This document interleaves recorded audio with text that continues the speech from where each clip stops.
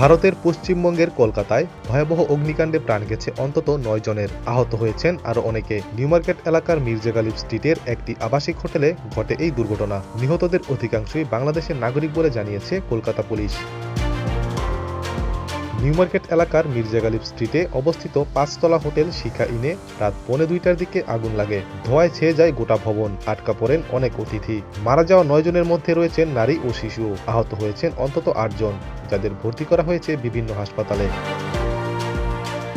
কলকাতায় বাংলাদেশি মিশনের কর্মকর্তারা জানিয়েছেন, নিহতদের মধ্যে অন্তত ৮ জন বাংলাদেশি নাগরিক বলে তারা নিশ্চিত হয়েছেন। তবে পুরোপুরি নিশ্চিত হতে অপেক্ষা করছেন তারা। সংবাদ সংস্থা এএনআই ফায়ার সার্ভিসের বরাত দিয়ে জানিয়েছে, মারা যাওয়া সবাই বাংলাদেশের নাগরিক, যারা চিকিৎসার জন্য কলকাতায় গিয়েছিলেন।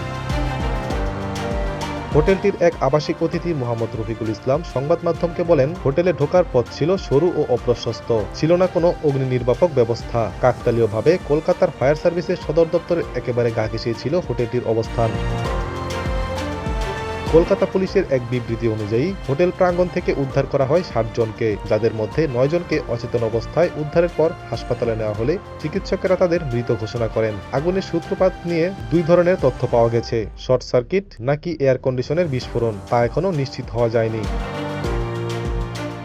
নাম প্রকাশ না করার শর্তে প্রেস ট্রাস্ট অফ ইন্ডিয়াকে এক পুলিশ কর্মকর্তা বলেন, ঘন ধোঁয়ার কারণে শুরুতে দমকল কর্মীরা ভেতরে ঢুকতে পারছিলেন না। মৃতের সংখ্যা আরও বাড়তে পারে বলেও আশঙ্কা প্রকাশ করেন তিনি।